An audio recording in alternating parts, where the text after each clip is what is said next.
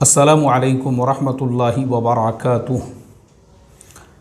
मोहतरम भाइयों, बुज़ुर्गों, दोस्तों, ये हमारा इस्लाही मुआशरा का 1296वां सबक है।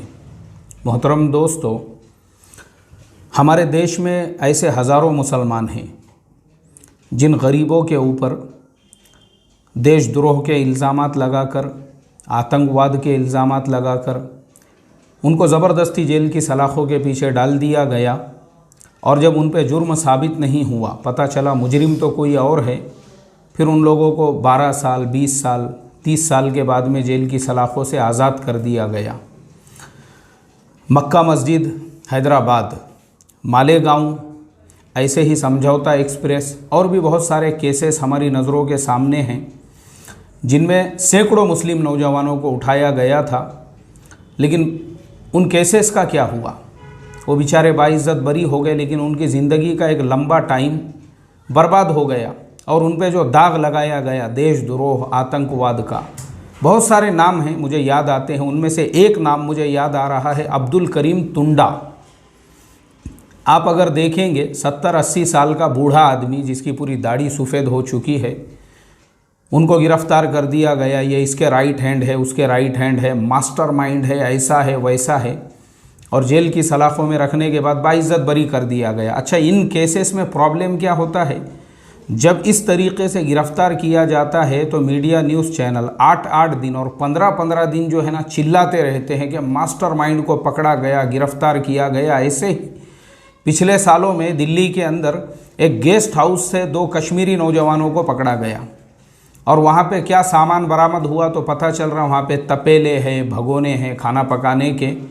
अल्लाह हिफाजत फरमाए। यहाँ तक के मोहतरम दोस्तों, आपको सुनकर हैरत होंगी कि 2 स्कूल में पढ़ने वाले नौजवान बच्चे, उनकी तस्वीरें जो है जगह जगह पे लगा दी गई दिल्ली में और अलर्ट कर दिया गया कि आतंकवादी घुसे हैं। बाद में उन्होंने ही आकर मीडिया चैनलों के ऊपर ये बयान दिया, अरे भाई हम लोग स्टूडेंट्स हैं, हम काहे के आतंकवादी हैं और हम कोई किसी दूसरे मुल्क से नहीं आए हुए हैं, यहीं पे हम लोग रहते हैं। उनको ख़ुद को मीडिया पे आके ये बात बतानी पड़ी। तो एक्चुअल प्रॉब्लम क्या होता है? जो हमारे देश के असली गद्दार है, असली आतंकवादी है, जिन्होंने देश के साथ में इतना बड़ा घात किया, देश के साथ में इतना बड़ा उन्होंने देशद्रोह किया, हम उसके ऊपर पर्दा डालते हैं और बेचारे मासूमों को मुजरिम बनाकर पेश करते हैं और उन मासूमों की ज़िंदगियाँ बर्बाद होती हैं। ये जो लंबी चौड़ी तकरीर मैंने आपको किया वो ये समझाने के लिए, अर्नब गोस्वामी, रिपब्लिक टीवी का चेयरमैन, रिपब्लिक टीवी का सीनियर एग्जीक्यूटिव, रिपब्लिक टीवी का सीनियर एंकर, जो चिल्ला चिल्ला कर पूछता है भारत, पूछता है भारत। आप लोगों ने देखे होंगे ना उसका प्रोग्राम कभी। अब भारत उससे पूछता है, आपको पता है उसके ऊपर जो टीआरपी यानी जो डुप्लीकेट टीआरपी या फेक टीआरपी बढ़ाने का जो केस दर्ज हुआ है, उसके तहत में गवर्नमेंट ने यानी महाराष्ट्र पुलिस ने, एक तो अर्नब गोस्वामी को के ऊपर उसकी कार्रवाई चल रही है, ऐसे ही मुंबई पुलिस ने अर्नब गोस्वामी के ख़िलाफ़ जो फेक टीआरपी का केस था, जो फेक टीआरपी यानी इन्होंने लोगों के घरों में जाकर उन लोगों को 500-500 रुपये महीना देकर उनको ये कहा था कि तुम 24 घंटे सिर्फ रिपब्लिक टीवी देखना। जो झोपड़पट्टी एरिया, गरीब एरिया है, वहाँ पे लोगों को डेली के 500-500 रुपये दिए जा रहे थे और उनको इस बात के लिए मजबूर किया जा रहा था टीआरपी बढ़ाने के लिए। तो मुंबई पुलिस ने जो है उसके ऊपर कार्रवाई की। अब जब कार्रवाई की तो जो टीआरपी है, वो टीआरपी जिस इंसान के कंट्रोल में वो होता है उसे कहते हैं BARC, broadcast audience research council of India. उसके जो चेयरमैन थे पार्थो दास गुप्ता, उनको भी गिरफ्तार किया गया। अब पार्थो दास गुप्ता जो है, उनकी पूरी व्हाट्सअप चैट यानी जो भी उन्होंने जो है इस तक, क्योंकि जो आदमी इस तरीके से फेक टीआरपी पर भी किसी चैनल को नंबर 1 की पोजीशन दे रहा है तो वो भी उसके लिए रिस्पॉन्सिबल है। तो वो तो ऑलरेडी अरेस्टेड है मुंबई पुलिस के अंडर में। अब मुंबई पुलिस ने क्या किया, ये जो टीआरपी केस है, ये टीआरपी केस के अंडर में अर्नब गोस्वामी और पार्थो दास गुप्ता के दरमियान में जो व्हाट्सअप चैट हुई थी, जितनी भी, वो पूरी क्या पूरी व्हाट्सअप चैट की बुनियाद पर और जितने ईमेल्स थे और जितना आपस में कन्वर्जेशन हुआ था और जितनी बातचीत हुई थी, 3400 पेजेस की पूरी क्या पूरी एक चार्जशीट तैयार की है। अब वो 3400 पेजेस की जो चार्जशीट है उसके अंदर ये सारे डिटेल्स हैं। अब आपको सुनकर हैरत होंगी कि देश की वो खुफिया जानकारी, देश की वो इतनी सेंसिटिव जानकारी अगर जो लीक होकर हमारे दुश्मन देशों के पास में पहुंच जाती थी तो हम सोच भी नहीं सकते थे हमारे देश को उससे कितना बड़ा नुकसान हो सकता था। इसलिए कि वो जो सेंसिटिव जानकारी है वो सिर्फ और सिर्फ आर्मी के जो आला ओहदेदार होते हैं, एकदम जो ए क्लास के ऊपर जो बैठे हुए लोग होते हैं, सिर्फ और सिर्फ उनके और देश का जो होम मिनिस्टर गृह मंत्री होता है उनके दरमियान में की जाती है। हैरत की बात यह है, बालाकोट एयर स्ट्राइक, आप लोगों को याद होगा बालाकोट के अंदर हमारी आर्मी ने बालाकोट जाकर वहाँ पे एयर स्ट्राइक किया था। बालाकोट एयर स्ट्राइक उसके होने से 3 दिन पहले ही अर्नब गोस्वामी और पार्थो दास गुप्ता, इन दोनों के बीच में चैट चल रही है और अर्नब गोस्वामी पार्थो दास गुप्ता को बालाकोट एयर स्ट्राइक के बारे में सब कुछ बता रहे हैं कि इस तरीके की प्लानिंग हो चुकी है और आगे इस तरीके का एक्शन लिया जाने वाला है। Will be happen something big, इस तरीके के सेंटेंस उसके अंदर यूज़ किए गए, इस्तेमाल किए गए।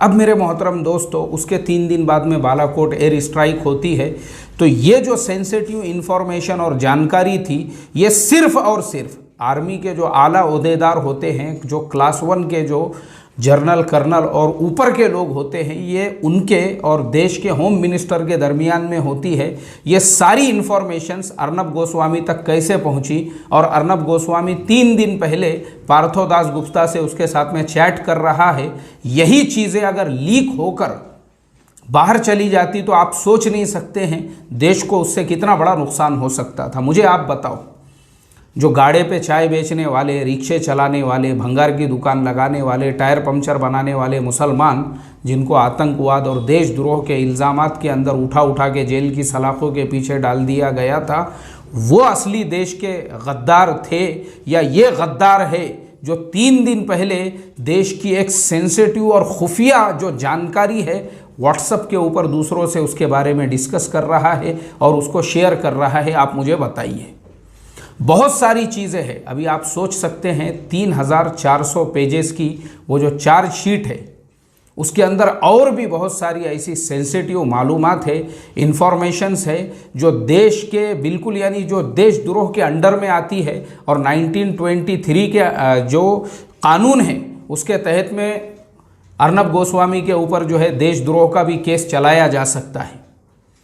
इसी तरीके से अरुण जेटली साहब जो हमारे देश के यानी फाइनेंस मिनिस्टर हुआ करते थे, अरुण जेटली साहब जिस वक्त वो वेंटिलेटर पे थे, अपनी ज़िंदगी की आखिरी सांसें गिन रहे थे, उस वक्त में भी अर्नब गोस्वामी को इस बात का गुस्सा और इस बात की चिढ़ थी कि अरुण जेटली साहब जो है उनकी वजह से मेरी कई मीटिंग्स रद्द हो चुकी है और मेरा स्केड्यूल जो है वो आगे पीछे हो चुका है। वो भी उस चैट के अंदर पार्थो दास गुप्ता को बता रहा है कि यार इसी टाइम पे इस इंसान को भी बीमार होना था या उनको हॉस्पिटल के अंदर वेंटिलेटर पे जाना था, जिसकी वजह से मेरा इतना नुकसान हो चुका है। आप सोचिए जो इंसान देश के फाइनेंस मिनिस्टर के बारे में इस तरीके से, मतलब अरुण जेटली साहब का जो परिवार है, उनकी जो फैमिली है और इसी तरीके से जिस मतदार संघ से वो जीत कर आते थे या उनके लाखों जो मानने वाले हैं, उस वक्त वो गम में डूबे हुए थे और उसी टाइम पे अर्नब गोस्वामी इस टेंशन के अंदर था और इस बात का उसको गुस्सा था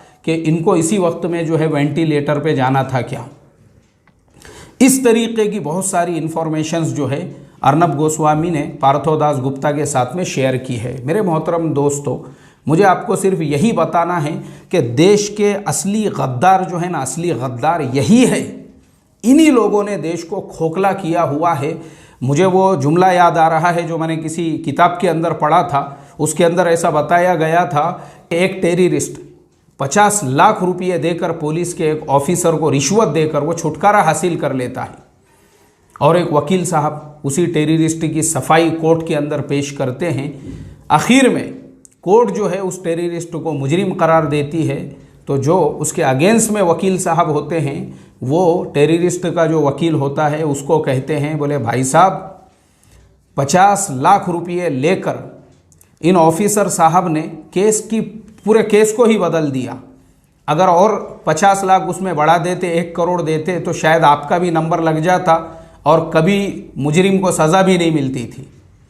यही हाल मेरे मोहतरम दोस्तों इस पूरे केस के अंदर मेरे बताने का मकसद यही है कि अर्नब गोस्वामी के जैसे जो गद्दार होते हैं, देशद्रोही होते हैं, असल जो कार्रवाई है इनके ऊपर होना चाहिए।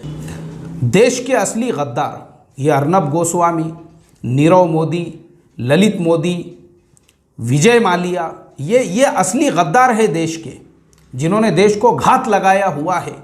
देश के पेट पे इन्होंने जो है सीने पे बड़े बड़े ज़ख्म कर दिए और ज़ख्म करके जो है देश छोड़ के भाग गए। अच्छा है कि अर्नब अभी भी जो है महाराष्ट्र पुलिस के अंडर में है। इसकी वजह से महाराष्ट्र पुलिस से हम ये उम्मीद करते हैं कि ऐसे देशद्रोहियों पर, देश के गद्दारों के ऊपर, जो उन्होंने देश के साथ में घात किया हुआ है, देश की सेंसिटिव इंफॉर्मेशन और जानकारी को एक दूसरे के साथ में शेयर किया हुआ है, टीआरपी ही नहीं बल्कि टीआरपी को छोड़कर बाकी ये सारे भी जितने भी सेक्शंस होते हैं उसके अंडर में उन पे कार्रवाई की जाएगी और उनके ऊपर जो है केस चलाकर ऐसे देश के असली गद्दारों को कीफरे किरदार तक पहुंचाया जाएगा। बस इसी बात पे मैं अपनी बात को ख़त्म करता हूं। जय हिंद, जय महाराष्ट्र।